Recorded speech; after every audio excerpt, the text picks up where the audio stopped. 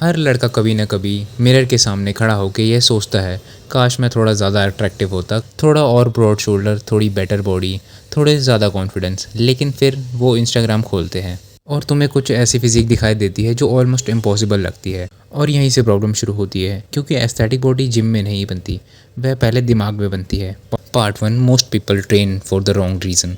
ज़्यादातर लोग gym join करते हैं किसी को इम्प्रेस करने के लिए, क्रश के लिए, फ्रेंड के लिए, वैलिडेशन के लिए। लेकिन प्रॉब्लम यही है, जब तुम्हारा मोटिवेशन ख़त्म हो जाता है तो तुम्हारी कंसिस्टेंसी भी ख़त्म हो जाती है। एस्थेटिक बॉडी इमोशन पर नहीं बनती, एक सिस्टम बनाना पड़ता है। Part 2, the biggest lie, fitness industry sell. Fitness industry ये तुम्हें बिलीव करवाती है कि सीक्रेट सप्लीमेंट में है, सीक्रेट वर्कआउट में है, सीक्रेट रूटीन में है। लेकिन सच ये है कि अगर तुम ठीक से सो नहीं रहे, अगर तुम ठीक से खा नहीं रहे, अगर तुम कंसिस्टेंट नहीं हो जिम में, तो दुनिया का बेस्ट वर्कआउट और बेस्ट सप्लीमेंट भी तुम्हें सेव नहीं कर पाएगा। Part 3, what actually make up physique look aesthetic. अब सवाल है कि एस्थेटिक फिजिक दिखती कैसे है। ये सिर्फ मसल नहीं है। एस्थेटिक फिजिक का फॉर्मूला है वाइड शोल्डर, गुड पोस्चर, लीन वेस्ट, बैलेंस प्रपोर्शन। यही रीज़न है कि कुछ लोग बड़े नहीं होते फिर भी अट्रैक्टिव लगते हैं। Part 4, the 3 thing you should focus on.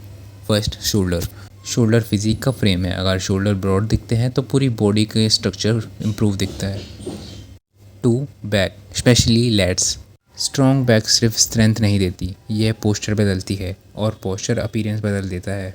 3, body fat.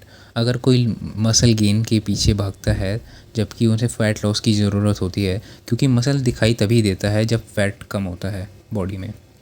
Part 6, the psychology of an aesthetic physique. और अब सबसे इम्पॉर्टेंट पॉइंट, फिजिक सिर्फ बॉडी नहीं बदलती, फिजिक बिहेवियर बदलती है। तुम सीधे चलने लगते हो, तुम्हारा कॉन्फिडेंस बढ़ जाता है, तुम खुद को डिफरेंट ट्रीट करने लगते हो और दुनिया भी तुम्हें डिफरेंटली ट्रीट करती है।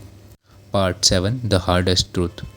अगर तुम 6 महीने भी कंसिस्टेंट ट्रेन नहीं कर सकते तो तुम्हारा प्रॉब्लम जेनेटिक्स में नहीं है, तुम्हारा प्रॉब्लम डिसिप्लिन में है। सबसे पहले तुम अपना डिसिप्लिन फिक्स करो। डिसीजन तुम्हारा है। 1 साल बाद तुम मिरर में वही इंसान देख सकते हो या फिर completely different version. Decision workout plan नहीं करेगा, डिसीजन तुम्हारे डेली हैबिट्स करेंगे, क्योंकि एस्थेटिक फिजिक बिल्ड नहीं होती, अर्न की जाती है।